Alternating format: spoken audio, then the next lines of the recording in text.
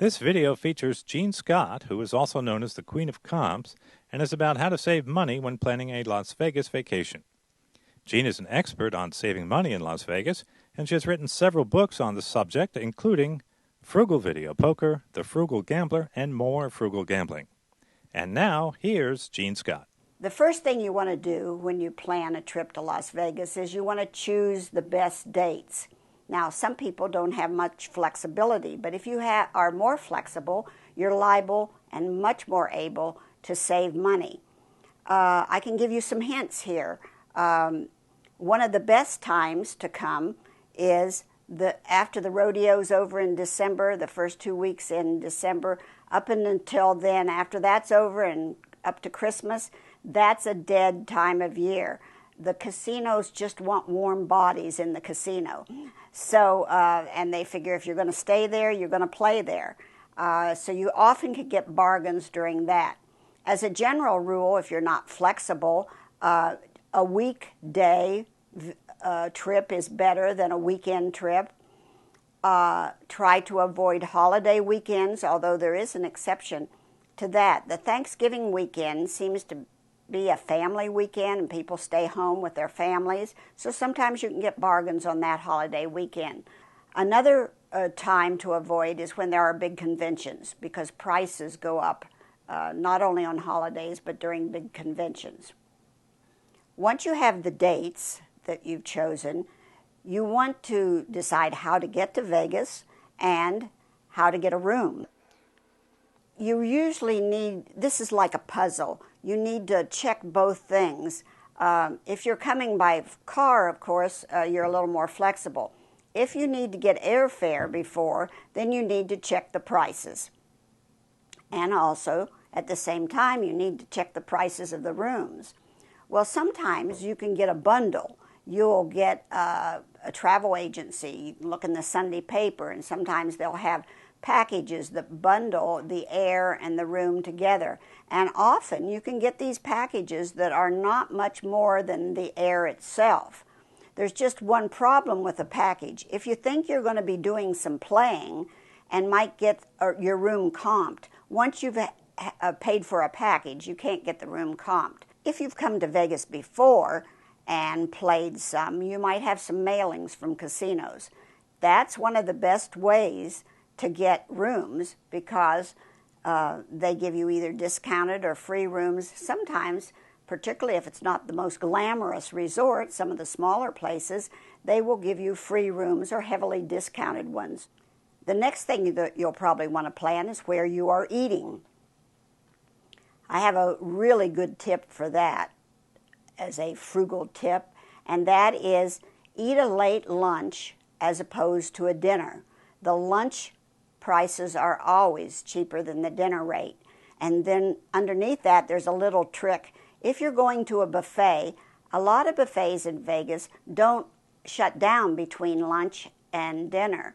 They kind of keep going, but let's say they stay open till 3:30 or 4 for lunch, and then they raise the prices, sometimes as much as $10. It always was funny to me when I would be in the casino buffet, and I would see people lining up at 5 minutes after 4, and I was there at 5 minutes before 4, because the rates change at that, and you get the same food.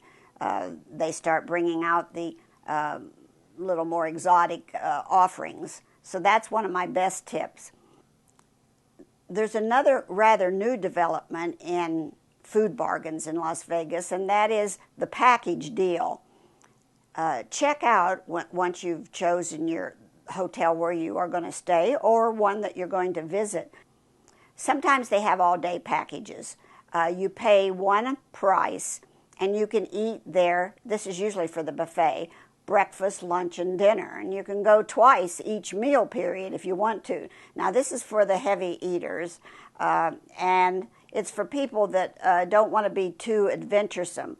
To eat at the same buffet in the same hotel for all 3 meals could get pretty boring, and particularly if it's not the best buffet in the world.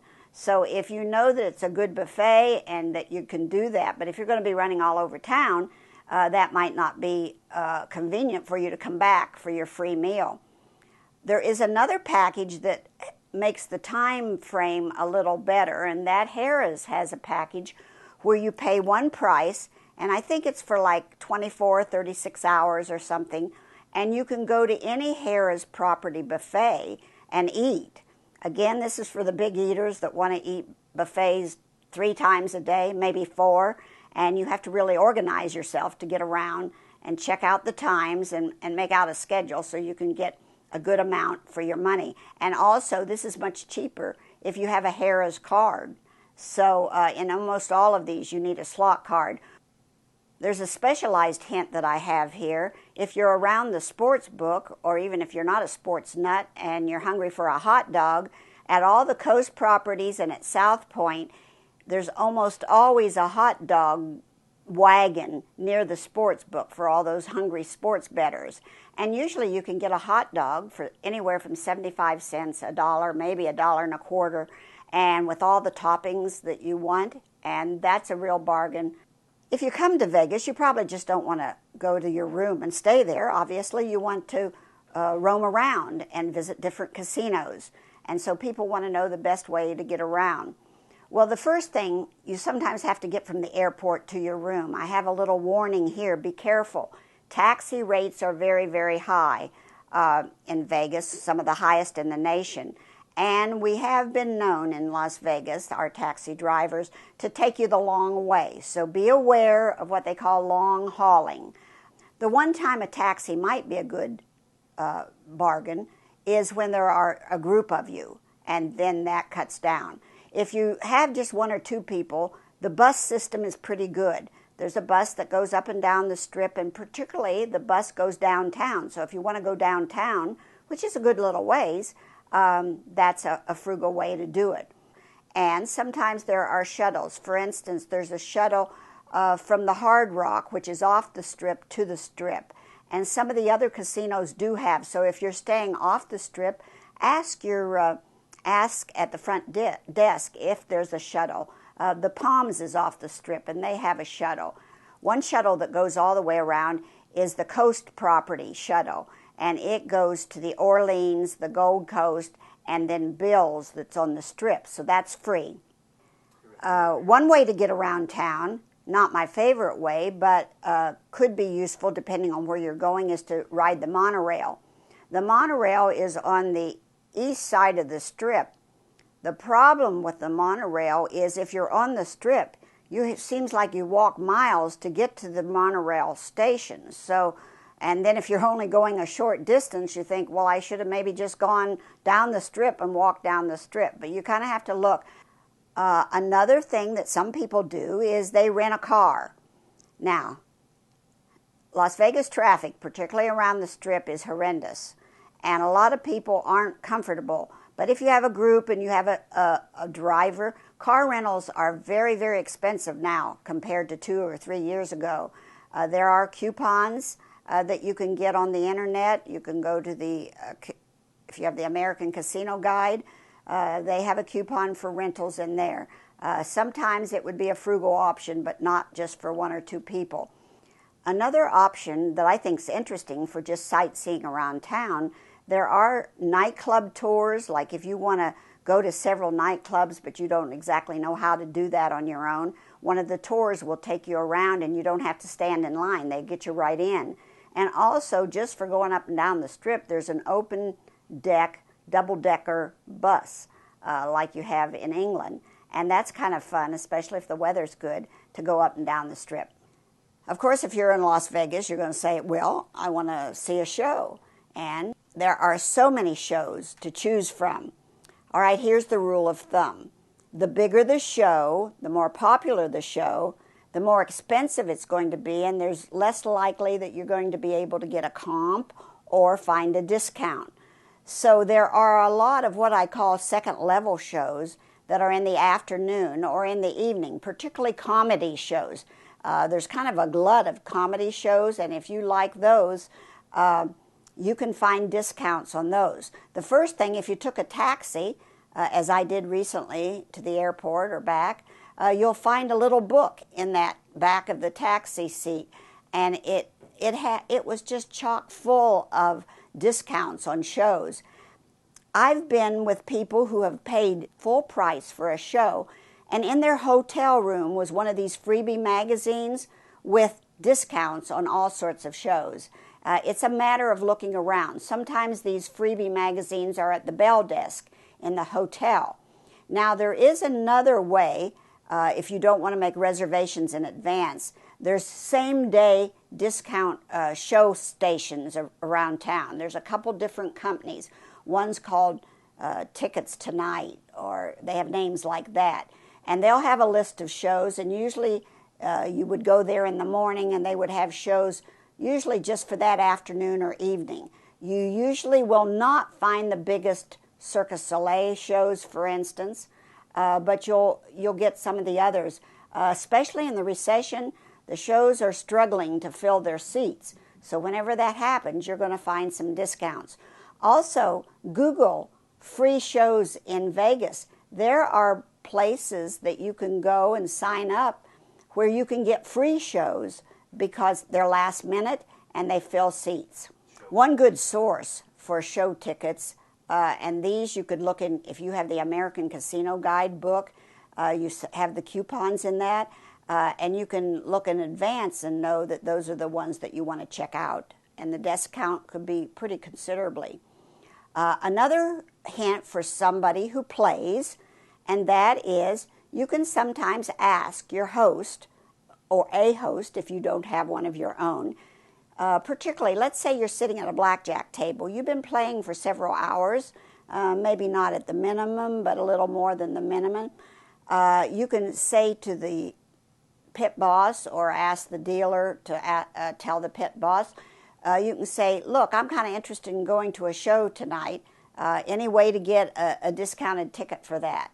That won't always score you a show, but many times it will. If you're a machine player, then you need to go to one of the hosts, and you can always ask for a host, ask a floor person, I want to talk to a host. And you'd be surprised. Particularly, this is a good thing to ask the host about an hour before the show.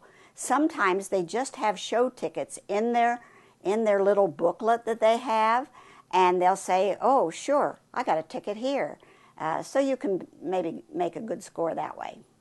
Of course, you probably didn't come to Vegas just to eat and see shows and just go around and sightsee. You might have come to gamble too. Surprise, surprise. And people are saying, well, I don't have very much. I don't have a very big bankroll. What could I gamble some and not spend so much money?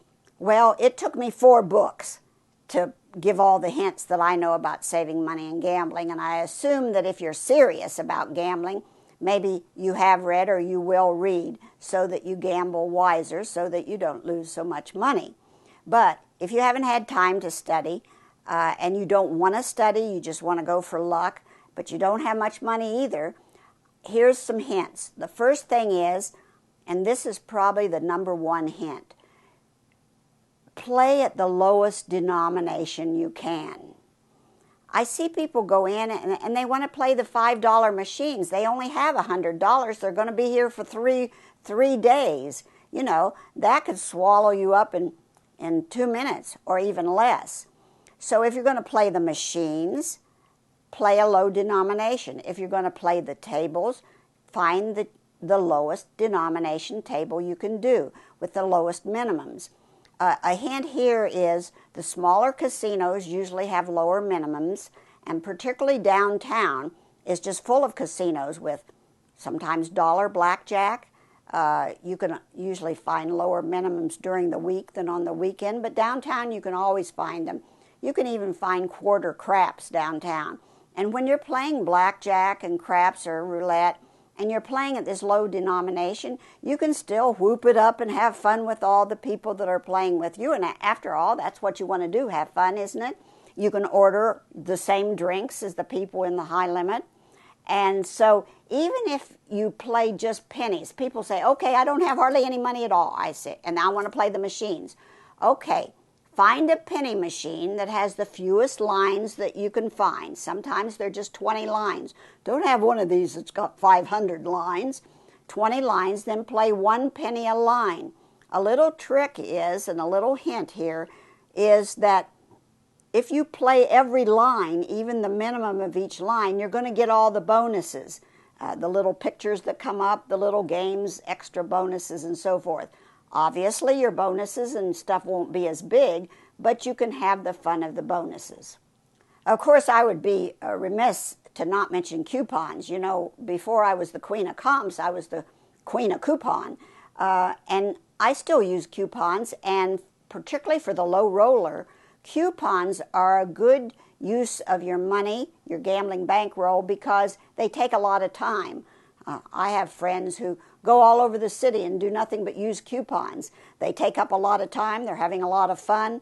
You say, well, where do I get these coupons? Well, sometimes when you check into a casino, they give you a coupon book. If, again, I mentioned the American Casino Guide and the Las Vegas Advisor, both have a lot of coupons in their books.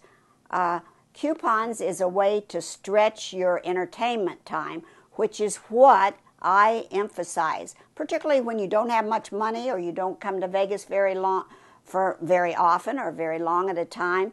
The point is you want to have fun, and coupons will stretch your fun. If I had to give one hint, and only one, about your trip to Las Vegas, I would say emphasize the free things that Las Vegas has. If you just Google free activities in Las Vegas, you will be amazed at what you can do. I can just name probably a dozen right off. You know, you can watch the gondolas at the Venetian. You can watch the volcano erupt at the Mirage. You can watch the dancing waters at Bellagio. I could go on. And there are internet sites that list literally hundreds of free things. I have had friends come to Vegas who did not gamble, and they did not gamble, and they kept busy every minute they were here by just doing free things. If you want to know more about me and some of the things I've written, you can go to my website, which is queenofcomps.com, and on there will be a list of the books I have written, the Frugal series. A lot of them will show you how to play video poker and have more fun in Las Vegas.